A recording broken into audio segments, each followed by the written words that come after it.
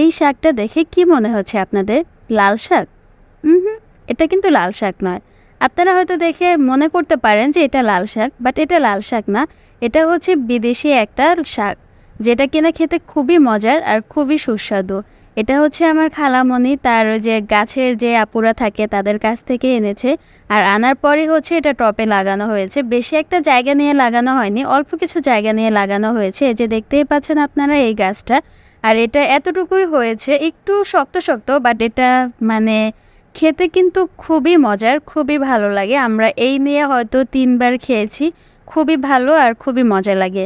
তাই আপনারা দেখতেই থাকুন এই শাকটা কিভাবে প্রসেসিং করে খেতে হয়।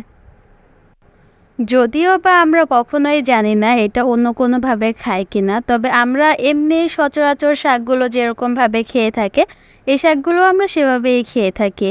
আর যদি অন্যরকমভাবে খাওয়া হয়ে থাকে বা কেউ জেনে থাকেন তাহলে অবশ্যই আমাকে কমেন্ট করে জানাবেন। আর দেখতেই পাচ্ছেন এগুলো আমরা তুলে নিচ্ছি, খুব ছোট ছোট করে এগুলো তুলে নিচ্ছি। আর পরে যে পাতাগুলো থাকবে এগুলো আমরা ছিঁড়ে ছিঁড়ে নিব।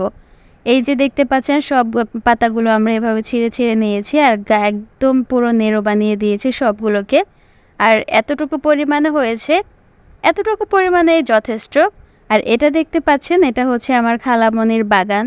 আপনারা হয়তো আগের ভিডিওতে খুব ভালোভাবেই দেখেছেন, তাই আর বেশি করে দেখালাম না।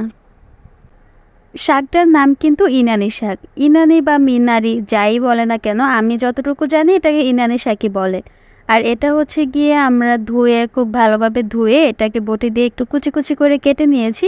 এরপরে হচ্ছে এমনি যে শাকগুলো সচরাচর রান্না করা হয় ঠিক সেভাবে আমরা রান্না করে নিয়েছি। পেঁয়াজ, কাঁচামরিচ, রসুন, হালকা পরিমাণে তেল দিলেই হয়, অত বেশি একটা তেলের প্রয়োজন হয় না। এগুলো সব কিছু দিয়ে পেঁয়াজটাকে একটু ভালোভাবে ভেজে নিয়েছি। আর সব কিছু যখন খুব ভালোভাবে ভাজা হয়ে গিয়েছে এর ভিতরে আমরা দিয়ে দিয়েছি ইনানি শাকটা। আর এই শাকটা যখন দিয়ে দিয়েছি এটার ভিতরে এক্সট্রা কোনো পানি দেওয়ার কোনো প্রয়োজন নেই। এভাবেই আপনার হচ্ছে গিয়ে আমরা নেড়ে চেড়ে নামিয়ে নেব। আর বলে রাখছি যারা হচ্ছে গিয়ে অন্যান্য গাছ বা যে কোনো ধরনের গাছই নিতে চান না কেন তারা কিন্তু আমার পেজে যোগাযোগ করতে পারেন। আর আমার যে মাধবীলতা পেজটা সেটা কিন্তু আমি ইউটিউব চ্যানেলের ডেসক্রিপশন বক্সে দিয়ে দিচ্ছি।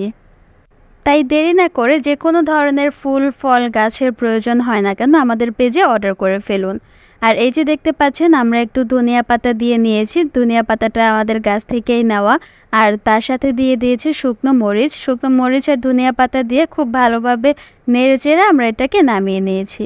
আর এরই মাঝে শেষ হয়ে গেল আমাদের ইনানি শাক রান্না করা, আপনারা দেখেই নিয়েছেন।